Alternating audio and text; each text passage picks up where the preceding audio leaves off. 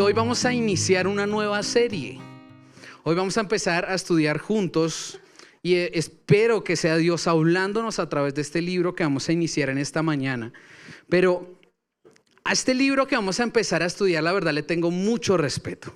Le tengo de cierta manera un temor de respeto porque es un libro bastante denso, porque es un libro bastante complejo, porque es un libro que ha transformado la historia de muchas personas. Obviamente hablo de la Biblia, pero es un libro que está incluido en la Biblia. Este libro es considerado por muchos como la carta magna de Pablo, como la carta más importante, para algunas personas es el libro más importante de toda la Biblia. De pronto algunos por ahí dicen, uy, como que yo ya sé. Resulta que vamos a empezar juntos a estudiar la carta a los romanos. Romanos, qué carta tan hermosa, qué carta tan densa, pero sé que es una carta que nos va a edificar mucho a todos. Así que por favor vaya abriendo su Biblia en Romanos capítulo 1, no primera de Romanos porque es solo una, sino Romanos capítulo 1. Y hoy vamos a empezar una serie titulada Romanos, que tiene como subtítulo Justificados por la fe. Romanos, justificados por la fe. Hoy iniciamos, la verdad no sé, no tengo afán, no sé cuánto vaya a durar, 1 año, 2 años, 3 años, el resto de mi vida. Hay gente que ha durado, si no recuerdo mal, 14 años predicando sobre Romanos. La verdad no creo que me tarde tanto. Pero no sé, quiero la verdad que le podamos sacar el jugo a esta carta porque es demasiado hermosa, porque es demasiado importante para usted y para mí. Y la predicación de hoy tiene como título Introducción y Saludo. Eso es lo que vamos a ver en esta mañana. Introducción y el saludo de la carta que Pablo le escribe a los romanos. Entonces, permítame, el inicio de la prédica va a ser un poco al estilo Giovanni Di Betta porque pues necesito ponerlos en su contexto histórico, ¿se me entienden? Discúlpenme un momentico, pero es importante que lo que se va a explicar en esta mañana lo tengamos en cuenta en todo lo que vamos a hablar de Romanos, porque el contexto histórico es muy importante.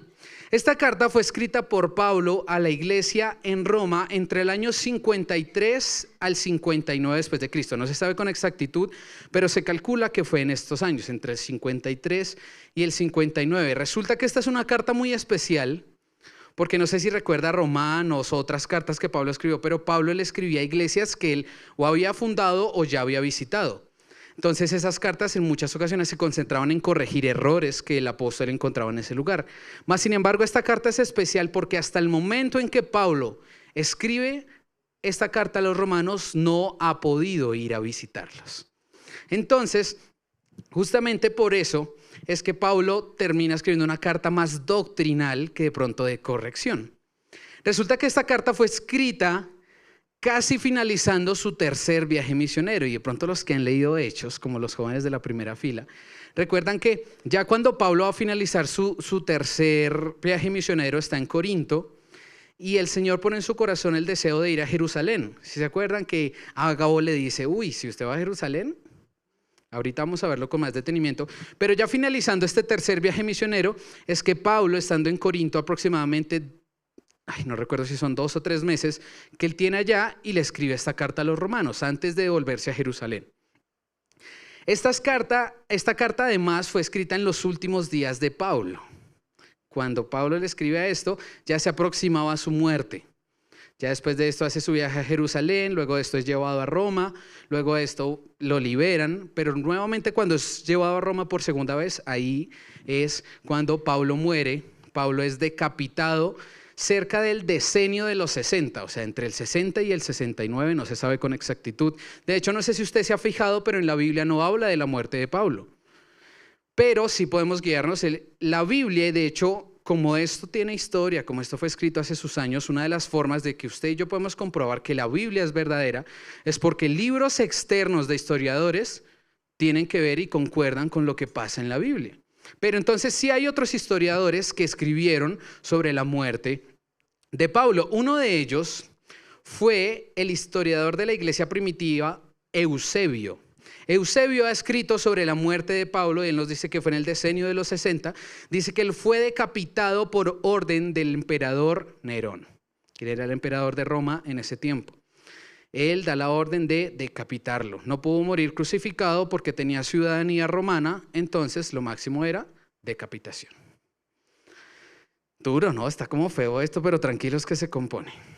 Resulta que la iglesia que se encontraba en Roma es una iglesia que Pablo no fundó, por esto no, como que no hay una carta haciéndole correcciones, sino que es una iglesia que no se sabe con certeza quién fundó.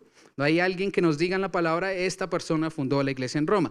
Se piensa, algunas personas piensan que fue después de cuando viene el Espíritu Santo y las personas hablan en diferentes idiomas, se piensa que de ahí personas que tuvieron la revelación del Señor fundaron esa iglesia, pero no se tiene certeza de esto. Así que como Pablo no funda esta iglesia, no se sabe, pero lo que sí se sabe es que en esa iglesia, en ese lugar había una iglesia madura. Había una iglesia que ya conocía del evangelio. Por eso Pablo, usted va a ver que esta carta no es lechecita para bebés, sino es un poquito más como una compotica de lentejas, ¿sí? Algo un poquito más denso, más, pero que es digerible. Es algo que es muy importante para todos, que todos podremos entender. Así que esta iglesia, además de esto, también es importante tener esto en cuenta, era una iglesia mixta. O sea, no era una iglesia solo de romanos, solo de griegos o solo de judíos. Era una iglesia mixta, en su mayoría compuesta por romanos y judíos. Habían muchos judíos que en esta época habían emigrado a Roma. Así que usted lo va a notar en la forma en la que Pablo les habla, que en ese lugar habían judíos. De hecho, él va a citar muchos textos del Antiguo Testamento, va a usar ejemplos de Moisés, de Abraham para hablar de la fe, precisamente porque en este lugar se encontraban judíos y porque muy seguramente, como es claro de los judíos, ellos comparten su fe, ellos comparten su ley, pero obviamente algunas veces sin la revelación de la gracia. Y la ley sin gracia, pues ya sabemos lo que puede llegar a pasar, ¿no? Entonces, ¿cómo podemos comprobar que esta carta fue escrita a los romanos desde Corinto?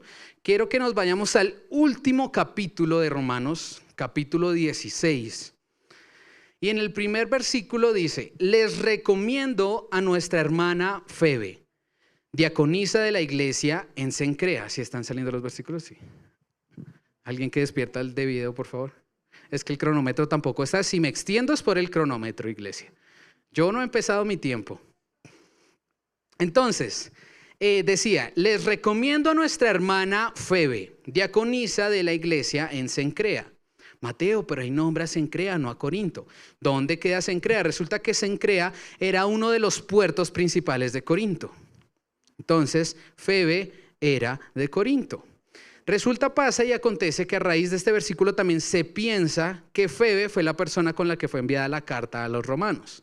Entonces, Febe lleva la carta a los romanos y además de esto, por eso Pablo les está diciendo: les recomiendo a esta diaconisa Febe, cuídenla, ayúdenla en su ministerio. Esto sigue diciendo porque habla luego de Febe, que ella ha sido de gran ayuda para todos en el ministerio, sobre todo también para Pablo. Esto nos hace pensar que fue escrita desde Corinto. Pero además, más adelante en ese mismo capítulo 16, por allá en el capítulo 23, no sé si ustedes recuerdan que cuando estudiamos Corintios había un personaje llamado Gallo.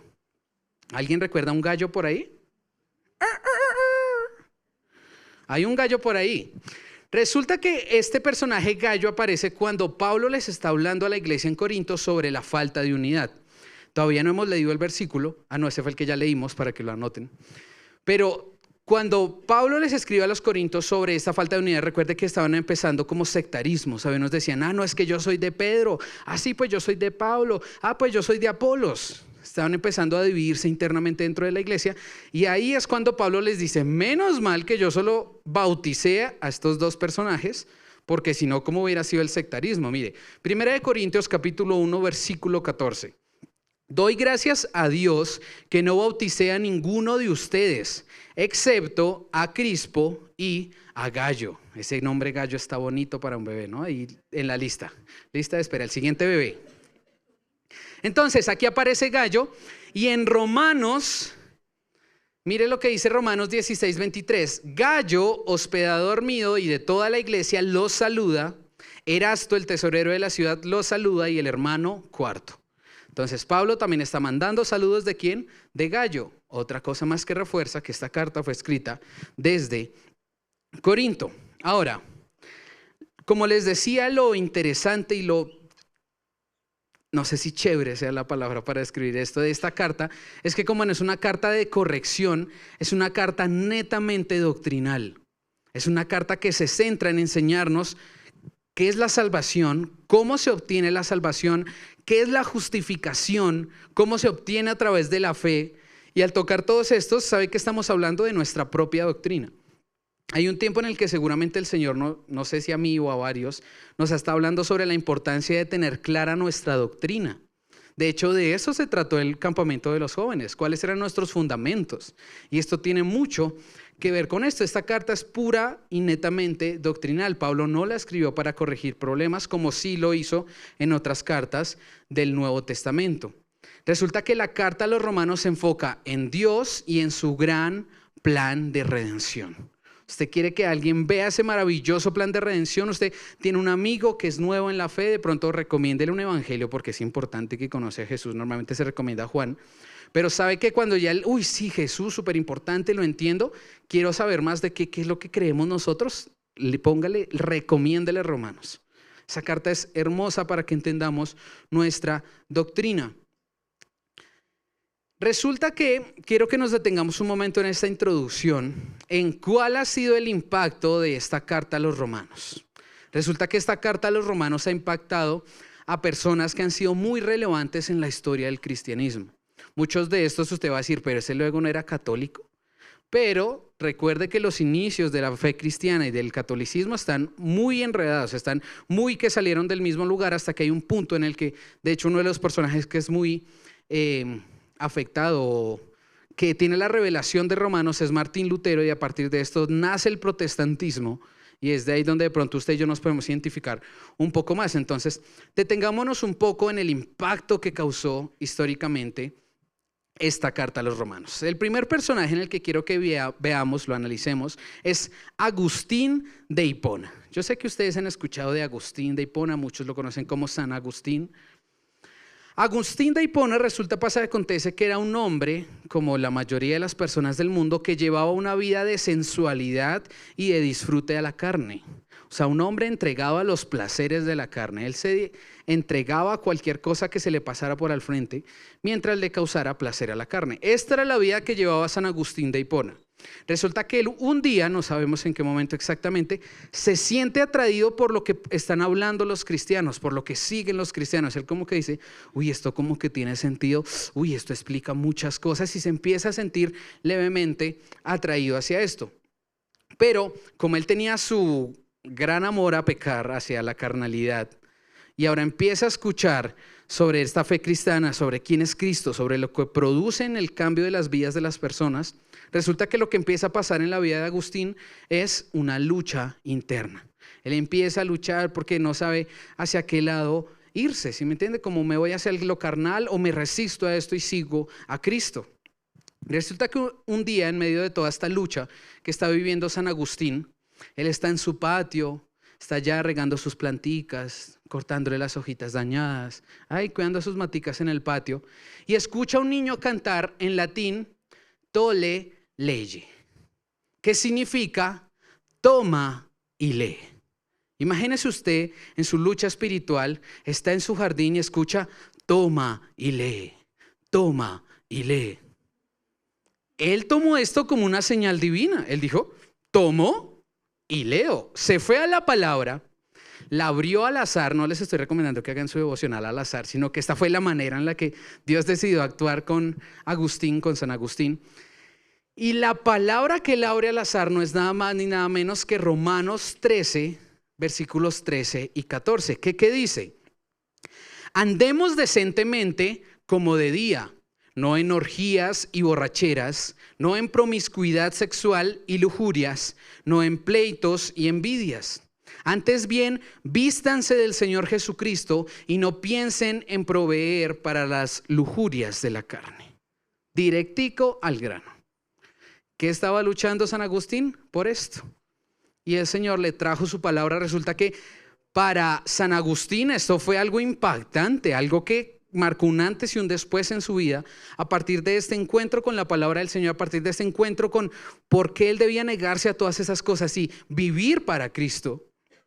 Él termina siendo un teólogo muy importante para la historia del cristianismo. San Agustín es muy importante para lo que usted y yo hoy tenemos como nuestra doctrina. Pero no solamente en lo que él fue, sino que él tuvo influencia en otros teólogos muy importantes como Martín Lutero y Juan Calvino. Hemos escuchado por ahí algo de ellos, ¿cierto? Ahora, centrémonos un momento en cómo la carta a los romanos tuvo este gran impacto en Martín Lutero. Usted ha escuchado de Martín Lutero. Él se dedicaba a seguir al Señor, obviamente en ese tiempo. Era de una forma más como lo hacen los católicos, ¿sí? Entienda que esto es antes de que empiece el protestantismo.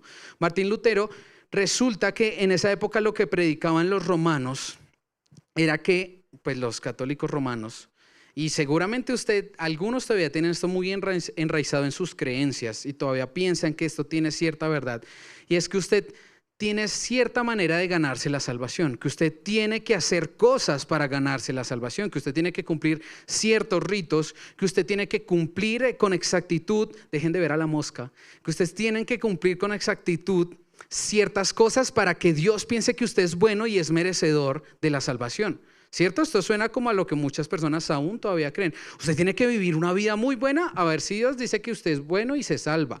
Pero si usted es como medio malandro, vea para el infierno. Entonces, ¿qué era lo que despertaban ellos? Querer ganarse la salvación por obras. Martín Lutero estaba en todo este contexto, convencido de esto. De hecho, esta fue la razón por la cual él decidió dedicarse a esta vida para el Señor, como para la religión, es que no sé si él era obispo, que es lo que él era, por eso no lo he dicho exactamente. ¿Sí era obispo? Él por eso había tomado esta decisión. ¿Sabe por qué? Porque él dijo, no, pues si esto es por obras, el mejor lugar donde yo puedo estar, a lo mejor que puedo hacer es ir y vivir para la iglesia, dedicarme a eso. Seguramente con eso voy a conseguir la salvación. ¿Y usted qué cree? ¿Que esto es verdad? No, ¿cierto? ¿Qué podemos usted y yo hacer para que nos podamos ganar la salvación en nuestras propias fuerzas? Nada. Mire, somos malos. Ya ahorita vamos a ver qué es el evangelio. Todos somos malos, todos somos pecadores. Y si no es por Jesús, si no es por su gracia, apague y vámonos.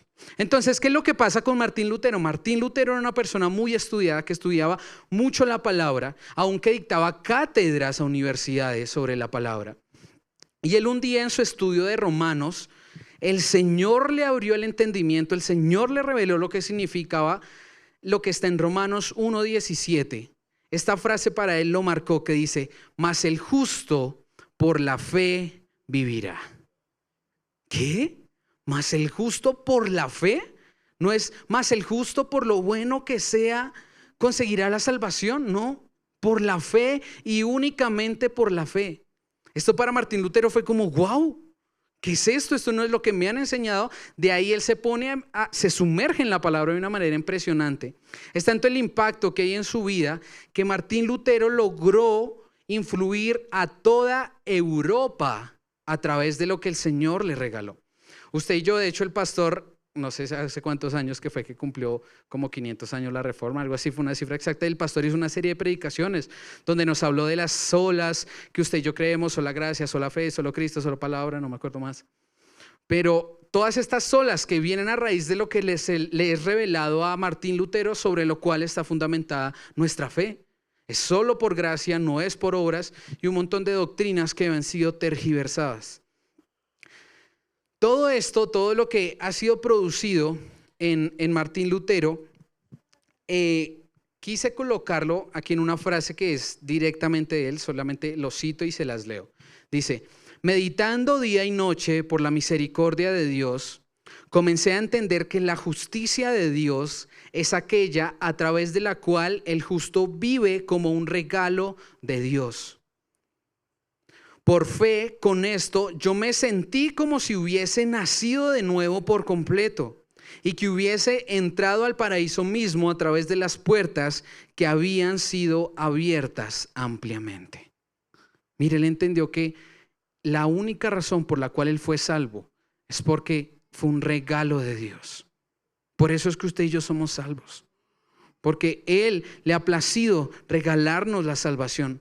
No hay nada que usted y yo podamos hacer para alcanzarla. Mas, sin embargo, como lo vamos a ver más adelante, si hay algo que produce esa salvación en nosotros, ese conocer a Cristo. Así que entonces Martín Lutero nace de nuevo y tiene un impacto grandísimo en Europa y en lo que usted y yo consideramos como lo que es las bases del cristianismo. A partir de esto que pasa en Martín Lutero, se divide, nos separamos, nos alejamos de la Iglesia Católica y empieza a aparecer algo que usted y yo hemos escuchado mucho, que es el protestantismo. Sí, no sé si usted lo ha notado, pero en ICAS no hay algo no hay un tipo de seguir a Cristo con la que nos identifiquemos, ¿no? No es como que digamos somos bautistas, somos pentecostales, somos todo ese tipo de corrientes que hoy en día son muy fuertes. Porque al menos lo que yo considero y me gusta que la iglesia así es, o sea, no es como que una sea correcta y la otra incorrecta. Las dos tienen mucho de correcto y las dos tienen cierta parte de incorrecto.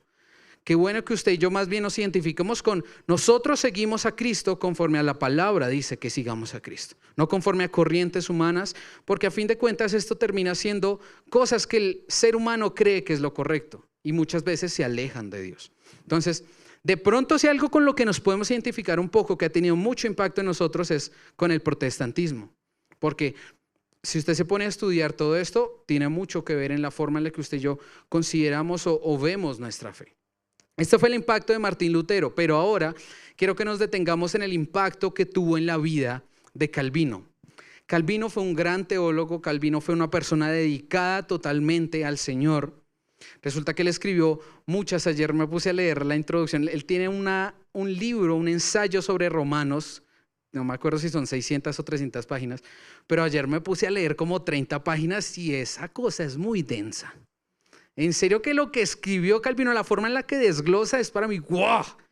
¡Qué bendición lo que el Señor logra darle a esas personas que le entregan el entendimiento, ¿no? Pero parte de todo eso y parte de lo que encontramos en el ensayo que Calvino escribió es esto que les voy a leer también como una cita textual de él. En su ensayo sobre Romanos, Calvino afirma que en este libro se encuentra, escuche, la clave para comprender toda la Biblia. Si comprendemos a Pablo y captamos su idea principal, que somos justificados por la fe, podremos comprender gran parte del Antiguo Testamento, ya que cita más de 60 pasajes y alude a muchos otros. También comprenderemos el Evangelio tal como lo predicaron los apóstoles. Esto es lo que dice Calvino acerca de Romanos. Si usted logra entender la doctrina, lo que quiere decir Romanos, usted va a poder comprender toda la Biblia, usted va a poder comprender el plan de salvación tan magistral que tuvo Dios para salvarnos a usted y a mí. Dice que va a tener impacto en cómo usted y yo interpretamos el Antiguo Testamento, porque todo ese Antiguo Testamento cobra sentido cuando Cristo es revelado. Usted dice, pero todos estos ritos, todas estas cosas raras que nos circuncidamos o no, o sea, ¿para qué es eso? Cuando usted lo ve a la luz de Cristo, cobra mucho sentido. Pero también dice que a través de un entendimiento verdadero de Romanos, usted va a poder interpretar de una manera correcta lo que los apóstoles, o sea, lo que el Nuevo Testamento quiere decir. Así de vital describe Calvino que es esta carta que Pablo le escribió a los romanos. Y por último, un personaje que usted y yo de pronto hemos visto, si a alguien más le gustan aquí los muñequitos sobre los héroes de la fe como a mi esposa, yo he visto que ella ha visto varios capítulos sobre Juan Wesley. Juan Wesley fue una persona también muy reconocida, fue una persona también que desde cierto punto le dedicó su vida al Señor, al cristianismo, porque en esa época había muchas corrientes diferentes que parecían ser la correcta.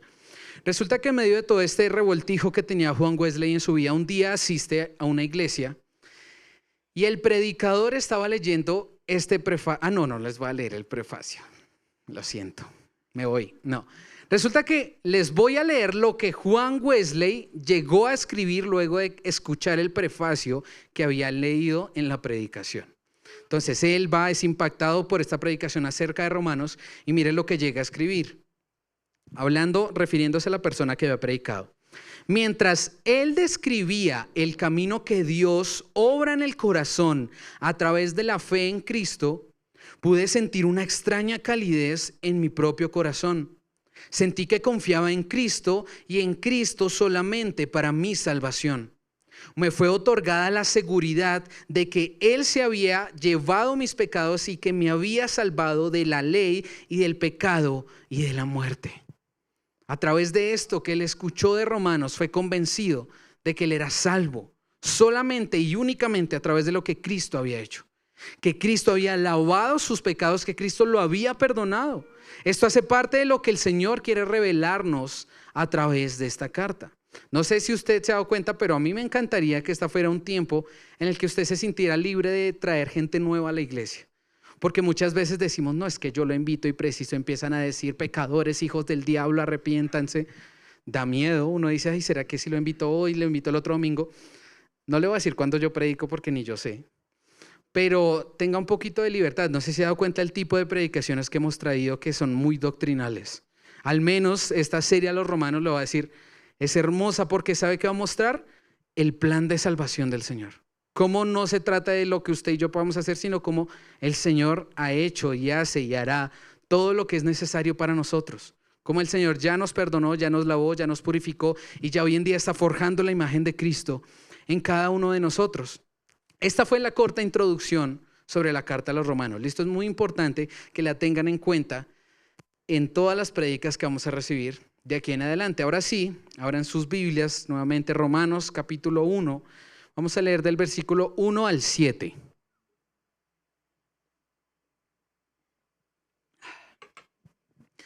Leemos en el nombre del Padre, del Hijo y del Espíritu Santo. Pablo, siervo de Cristo Jesús, llamado a ser apóstol, apartado para el evangelio de Dios, que él ya había prometido por medio de sus profetas en las sagradas escrituras. Es el mensaje acerca de su Hijo, que nació de la descendencia de David según la carne, y que fue declarado Hijo de Dios con un acto de poder conforme al Espíritu de santidad, por la resurrección de entre los muertos, nuestro Señor Jesucristo. Es por medio de él que hemos recibido la gracia y el apostolado para promover la obediencia a la fe entre todos los gentiles, por amor a su nombre, entre los cuales están también ustedes llamados de Jesucristo. A todos los amados de Dios que están en Roma, llamados a ser santos, gracia y paz a ustedes de parte de Dios nuestro Padre y del Señor Jesucristo.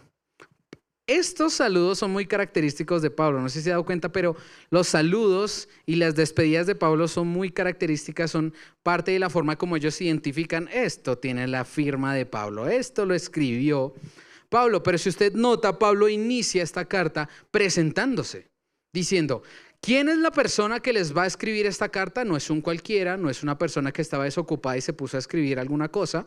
Es una persona con una autoridad apostólica, y no cualquier autoridad apostólica, sino una que ha sido entregada por el Señor. ¿Cómo se inicia presentando Pablo? Él se presenta como siervo de Cristo.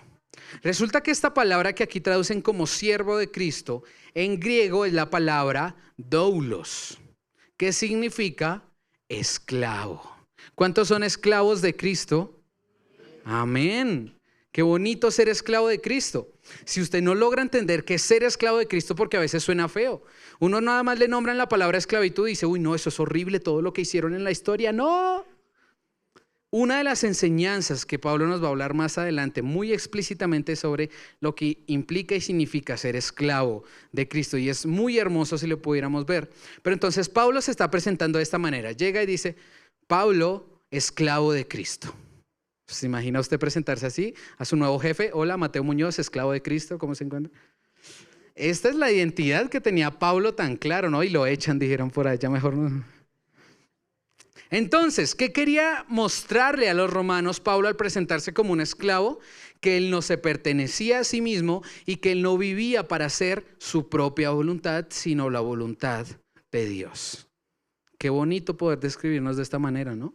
Usted y yo no vivimos para nosotros mismos, para nuestros propios fines, sino para cumplir la voluntad de Dios. Se presenta como esclavo de Cristo, pero después muestra cuál ha sido su llamado: llamado a ser apóstol y apartado para el evangelio de Dios.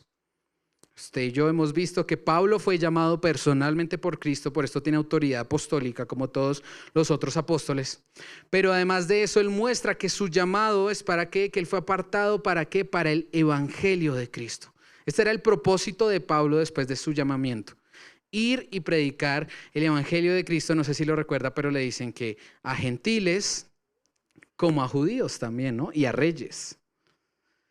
Este fue el llamado que le hicieron a Pablo desde el inicio. Esta fue a lo que él dedicó su vida, y no sé si usted ha tenido la posibilidad de leer Hechos o alguna otra carta ahí. De verdad que Pablo se dedicaba a expandir el evangelio de Cristo, el evangelio de Dios, a donde fuera que él iba. Así que Pablo tenía un llamado especial para esto, para ser predicador, para ir y dar las buenas nuevas de salvación. Eso es lo que significa la palabra evangelio, ¿cierto? La palabra evangelion significa buenas nuevas. Esa buena noticia que usted y yo recibimos a través de Jesucristo.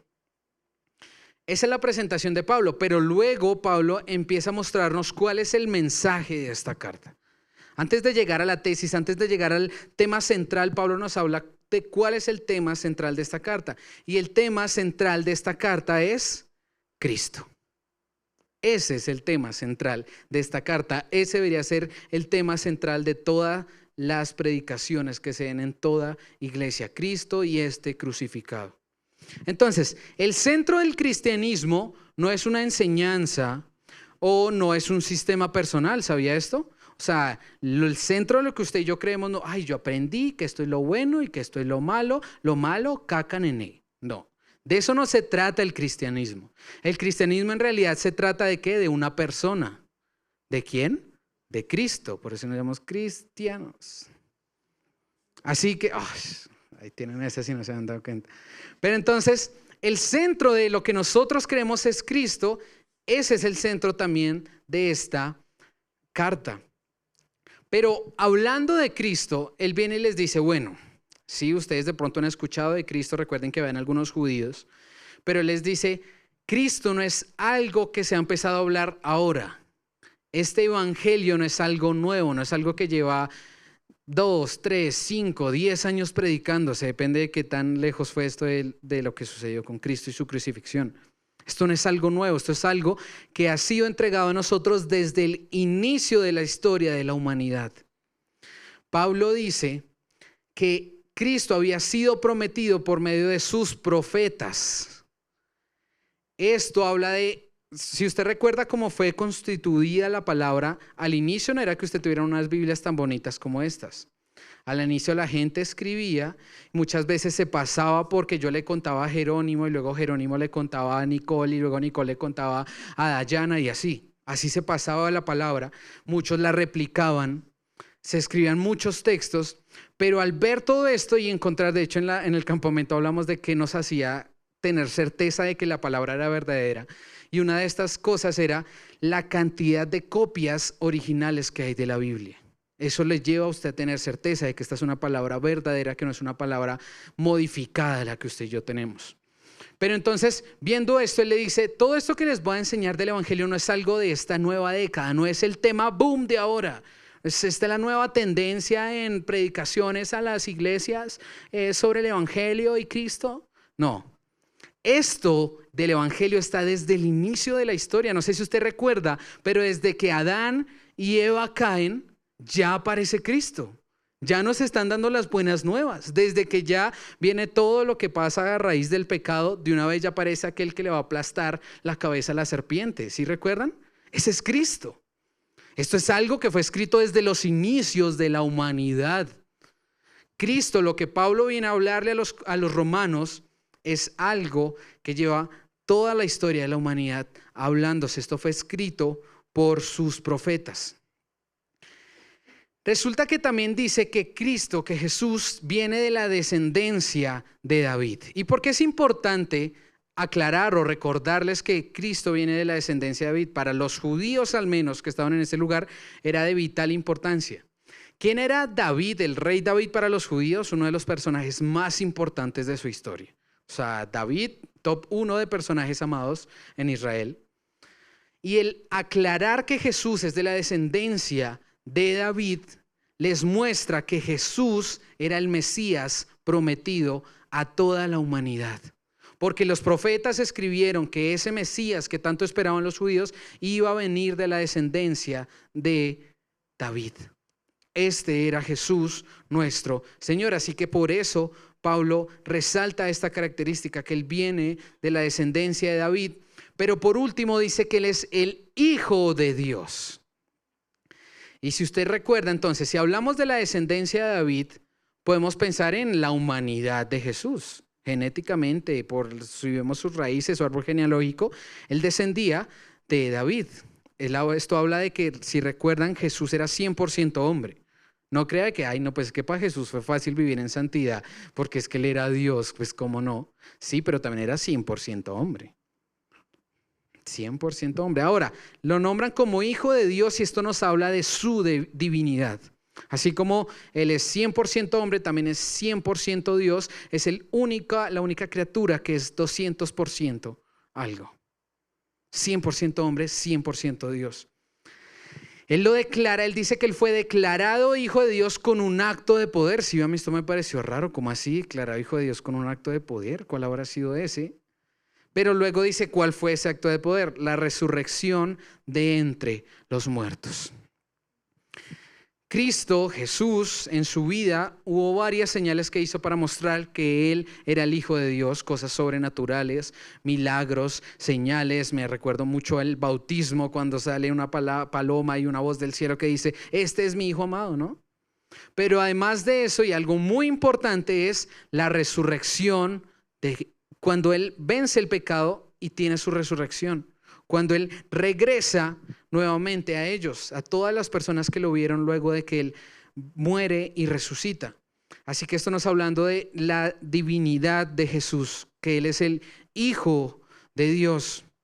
Ahora, este es el mensaje de la carta, Jesús, de toda esta carta. Pero ahora vamos a ver entonces cuál es el propósito del Evangelio. ¿Qué era el Evangelio?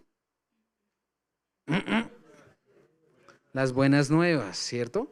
Ahora, buenas nuevas, pero ¿qué quiere decir esas buenas nuevas? ¿Cuál es el propósito? Que tenemos la posibilidad de ser salvos. Esas son las buenas nuevas.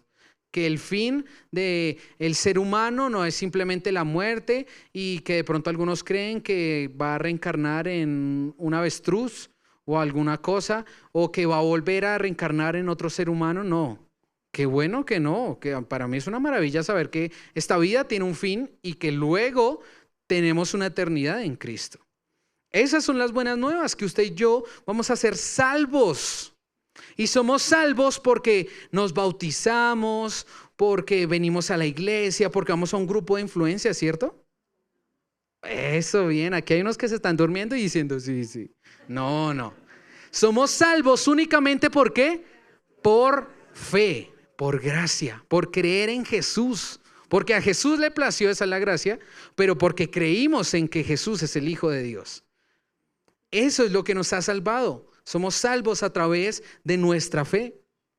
Ahora, ese es el propósito del Evangelio, pero si usted ve, Pablo liga el propósito del Evangelio con su propósito, con el propósito de su vida, con el propósito de su apostolado. Si se devuelve un momento al versículo 5, dice, es por medio de Él, de Jesús, que hemos recibido la gracia y el apostolado para promover la obediencia a la fe entre los gentiles. Pero ¿qué sigue diciendo? Por amor a su nombre, entre los cuales están también ustedes llamados de Jesucristo. Entonces, el apostolado era para promover ¿qué? La obediencia a la fe. Y es aquí donde se une todo, ¿sí? Usted y yo somos salvos por fe, somos salvos por gracia, menos mal porque si no, no lograríamos ser salvos. Pero ahora resulta que esa fe despierta en nosotros obediencia. Si usted tiene fe en Jesucristo, pero no lo obedece, ¿usted realmente tiene fe en Jesucristo? Evalúese eso, pregúntese eso. Si usted dice, uy, es que esta es la verdad, pero es tan difícil de cumplir que no la voy a cumplir. ¿Será que usted es verdaderamente seguidor de Cristo? Entonces, una verdadera fe se demuestra en obediencia. Una verdadera fe se demuestra en obediencia. Usted no puede decir, sí, es que yo creo que Jesús es Dios y Él me salvó, pero vi una vida cualquiera, una vida en desenfrenos sexuales, una vida en que no controlo mi economía, en que no controlo nada. ¿Será que esto es mostrar una fe en Jesús? No. Una fe está acompañada de obediencia. Y asimismo, un amor verdadero a Dios se muestra en obediencia. Si usted dice que ama al Señor, obedézcalo, obedezca sus mandamientos. Esto muestra que su fe es verdadera y si su fe es verdadera, usted es salvo. ¿Listo? Entonces no solamente se trata de decir, porque si no cualquiera llega un día y, ay, yo creo en Jesús y ya, y me voy corriendo a seguir en mi vida del mundo. No, es yo creo en Jesús y eso transforma mi vida, transforma el propósito de mi vida, transforma lo que es más importante para mí, seguirlo a Él, cumplir su voluntad. Entonces esta es la verdadera fe. De esto se trata esta carta. Ahora acompáñame a leer los siguientes versículos, del 8 al 15.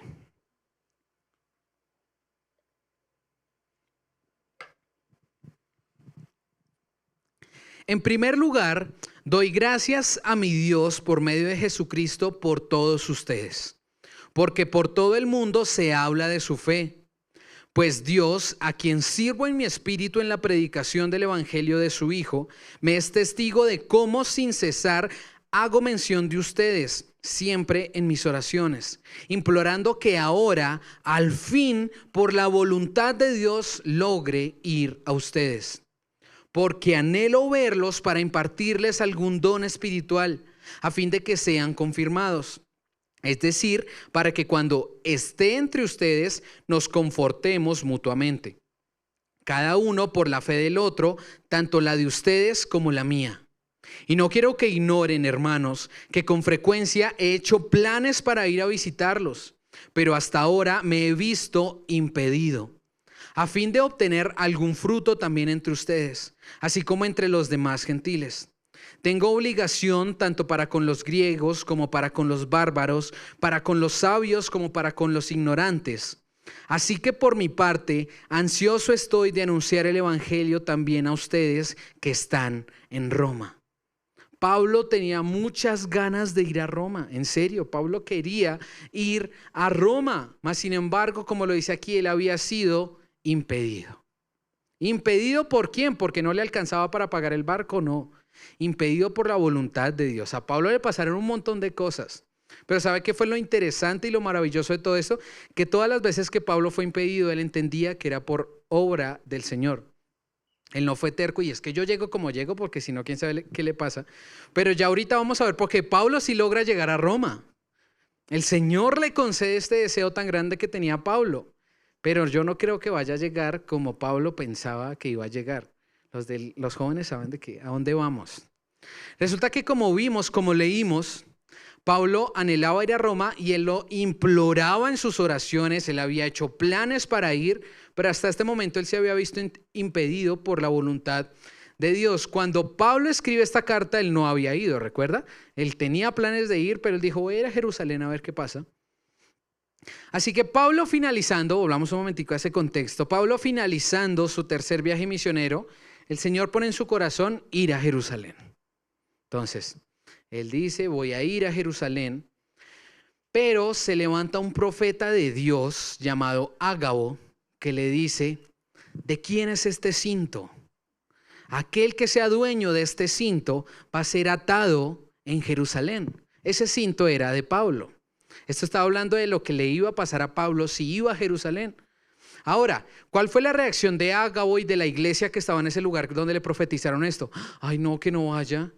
Imagínense, Ectícor, el Señor pone en su corazón que debe ir a predicar a Siria. Vamos, Ectícor, vamos, tú puedes, el Señor te va a dar la fortaleza, el Señor va a impartir el evangelio a quienes tú quieras que lo hagan. No sé si ustedes saben, pero en Siria es ilegal hablar de Jesús. Al que encuentren, lo matan, literal. Pero entonces el Señor le hace este llamado a Ectícor. A través, alguien se lo profetiza, Ectícor, tú le vas a hablar a los sirios y se van a convertir y van a escuchar las buenas nuevas. Pero Andreita, que lo ama tanto, todo Chepito que ha vivido todos los que amamos a Ectícor, vamos a decirle, Ectícor, pero ¿será que sí? ¿Qué tal que a usted le pase algo malo? Y su familia, y Juanchito, no, ¿qué vamos a hacer? No, Ectícor, yo creo que mejor no vaya. Esta fue la reacción de esta iglesia, léalo. Eso lo encuentran en Hechos 21. Ellos le dijeron, no, mejor no vaya, quédese aquí está mejor. Pero vea cuál fue la respuesta de Pablo cuando ellos estaban así todos preocupados rogándole que no fuera. Dice Hechos 21, versículos 13 y 14. Entonces Pablo respondió, ¿qué hacen llorando y quebrantándome el corazón? porque listo estoy no solo a ser atado, sino también a morir en Jerusalén por el nombre del Señor Jesús. Como no se dejaba persuadir, dejamos de insistir diciéndonos que se haga la voluntad del Señor. Esta es la reacción de Pablo cuando le dice, mire, no vaya a Jerusalén. Él dice, si he de ser atado, si he de ser asesinado por la voluntad de Dios, que pase lo que tenga que pasar. Qué fe, ¿no? Ay, se me va a descargar, Dios mío, Jesucristo. Pero imagínese este llamado y esta certeza que tiene Pablo como para seguir al Señor.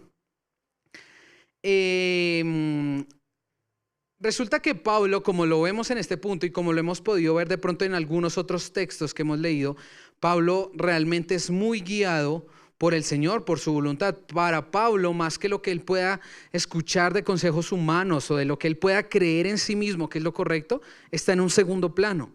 Su prioridad y lo que dirige su vida es la voluntad de Dios. Esto es lo que había pasado, esto es lo que estaba pasando en este momento que Pablo tenía el sentir de ir a Jerusalén. Resulta que cuando él llega a Jerusalén, pasa lo que le habían profetizado, porque la palabra se cumple siempre. Entonces, los fariseos, todas estas personas, todos estos judíos que le tenían rencor a Pablo, empezaron a hacer de las suyas. ¿Y cómo hacemos para matarlo? O sea, ni siquiera para encarcelarlo o para cortarle la lengua y que no pueda hablar o alguna cosa. No, es que hay que darle piso.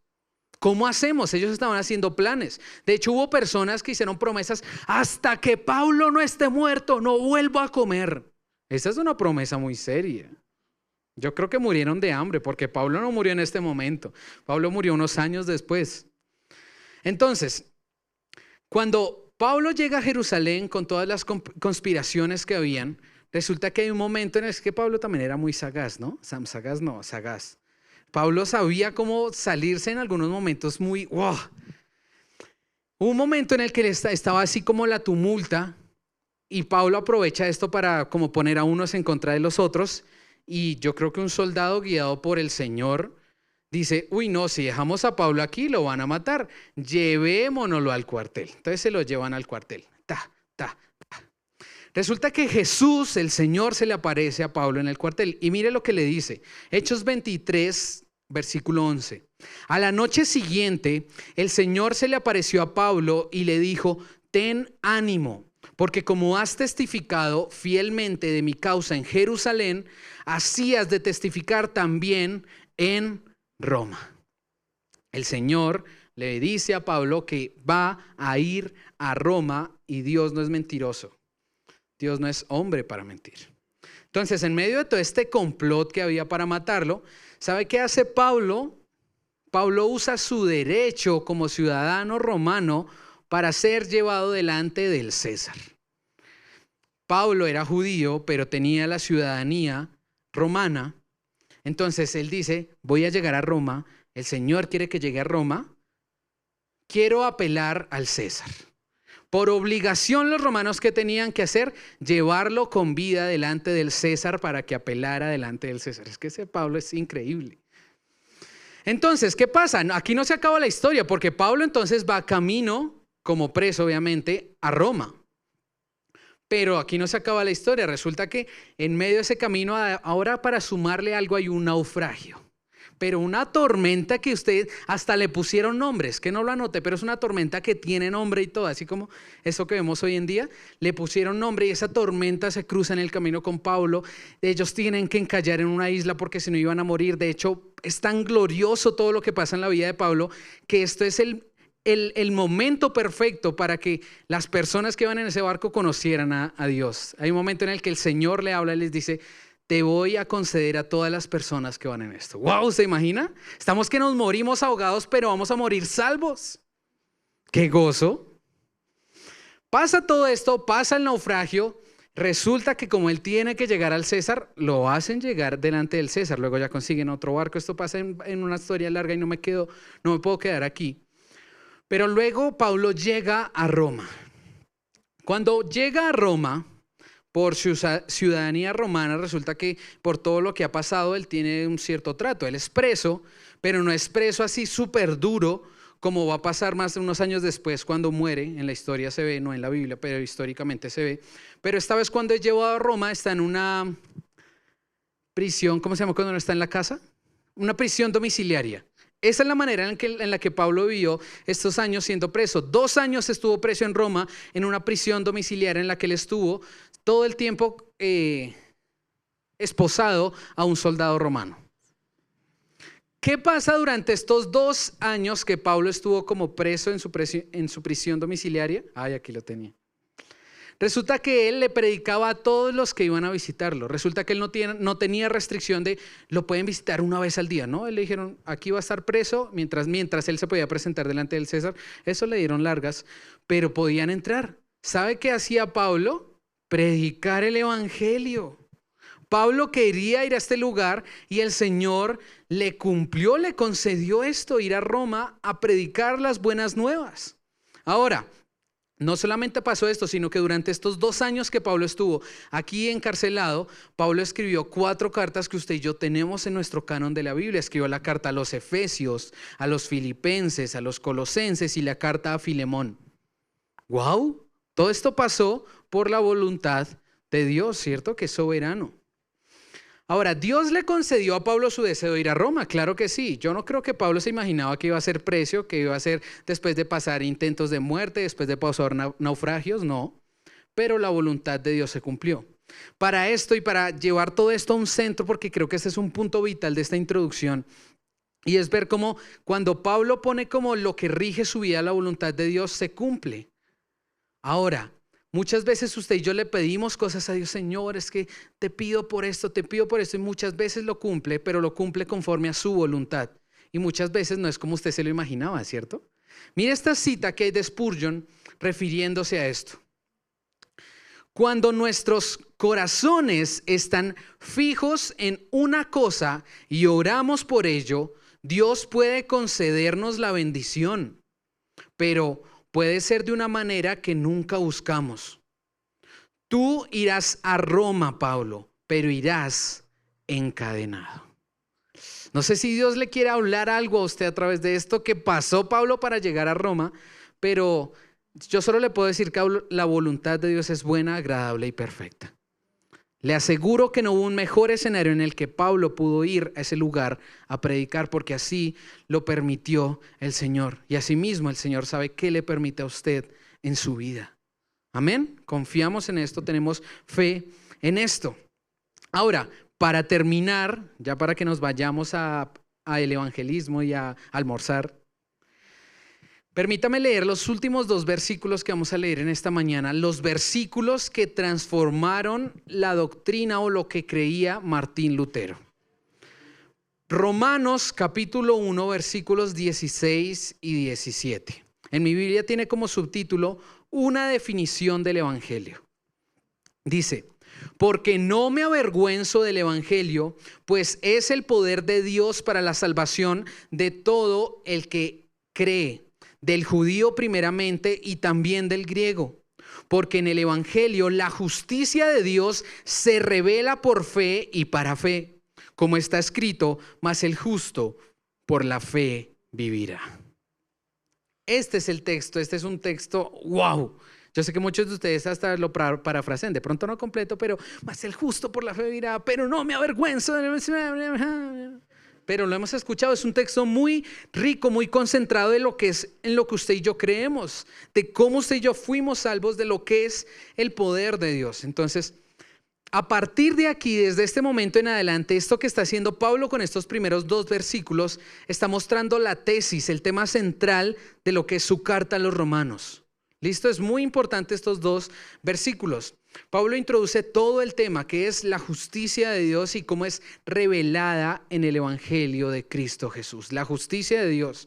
Las siguientes predicaciones del capítulo 1 al 3 vamos a hablar mucho de la justicia, de la ira de Dios. Un tema primordial para entender el evangelio. Si usted no le predica a alguien las malas nuevas, ¿cómo va a entender las buenas nuevas? Ya ahorita vamos a hablar un poquito. No, sí, eso era lo que seguía. Entonces, el evangelio es poder de Dios, ¿para qué? Para salvación de todo el que cree. Amén. El evangelio es poder de Dios para salvación de todo el que cree. Y como el evangelio son buenas nuevas, pero este evangelio no es solamente información, no es, ay, qué bonito esto, esta información me va a ser muy útil en mi vida diaria. no es solo información, no es solo algo que usted y yo aprendemos, sino que es poder de Dios. Esto no es un conjunto de reglas morales de cómo usted debería dirigir su vida, de qué es lo bueno y qué es lo malo. No, esto es poder de Dios. Y ahora, ¿ese poder de Dios para qué es? Para la salvación. Esa salvación nos habla de lo que es la revelación del Evangelio. El Evangelio, que son las buenas nuevas. Muy bien. A través de ese poder de Dios es revelada la salvación, es revelado el Evangelio. Ahora, le voy a decir cuál es el Evangelio en 3 puntos claves. Si usted tiene el privilegio de ir ahorita a evangelizar, llévese esos 3 puntos claves en la mente. Si no, cualquier persona que sienta como la curiosidad de Cristo, así como le pasó a San Agustín, mire, dígaselo de esta manera, porque es la manera en la que lo vamos a ver más adelante. Primero es importante que ellos vean cuál es la mala noticia. ¿Cuál es la mala noticia? Que todos, mire alrededor, todos, hasta la bebecita, todos son pecadores, imagínense. Todos. Pero como todos eran pecadores y todos estaban destituidos de la gloria de Dios, aparece una solución a este problema, aparece una forma en la cual pueden ser salvos. Es importante explicarles por qué están destituidos de la gloria de Dios, porque es importante ahora poner sus ojos ¿en quién? En Jesús. Este es el punto 2. Entonces, primero usted le dice, sí, usted es pecador, yo era pecador, pero ahora soy justo. ¿Por quién? Por Cristo. ¿Quién es Cristo? ¿Quién es Jesús? Jesús es el Hijo de Dios. Y Jesús murió para pagar tus pecados. Jesús murió para pagar mis pecados, los de toda la humanidad. Ahora, Jesús muere por esto, por nuestros pecados y nuestras transgresiones, pero Jesús no solamente murió, porque usted se imagina si Jesús, ay, qué bonito, Dios se hace hombre, pero Jesús viene y muere y se acaba la historia. Si es así, vana es nuestra fe, dice Pablo. Si Jesús no resucita, apague y vámonos, esto no tiene sentido alguno. Pero Jesús resucitó, Jesús dejó la tumba vacía, Jesús se le apareció a sus discípulos, Jesús se le apareció a más de 500 personas que comprueban que Jesús resucitó. Cuando Jesús resucita, Jesús nos muestra que él ha vencido el pecado y la muerte. A través de Jesús, usted y yo somos salvos. A través de ese sacrificio y esa resurrección de Jesús, usted y yo somos justificados. ¿Por qué? Porque creemos en Él. Eso es el Evangelio resumido. Eso es a lo que usted debe llevar a las personas, a que crean en Jesús, a que entiendan por qué necesitan a Jesús. De eso se trata. Ya el resto viene en toda la revelación que está en la palabra. Ahora, el Evangelio entonces es el poder de Dios para la salvación de todo el que cree. Y ese último paso es muy importante, de todo el que cree. De todo el que cree. Lo único que hacemos nosotros es creer, y más adelante vamos a ver que aún el Señor es el que pone la fe. Entonces nosotros lo que tenemos que hacer es ser nosotros y existir, porque el Señor lo hace todo. El Señor, como también lo vamos a ver en esta carta, un día nos predestina, dice, ay, es que Jerónimo, tú vas a ser mi hijo amado. Es que para que se hace aquí al frente, ¿sí? De una vez uno lo ve. Lo escoge, lo predestina y lo salva. Así que un día Jerónimo va a creer en Jesús. Y él mismo, Jesús, es quien pone la fe en Jerónimo.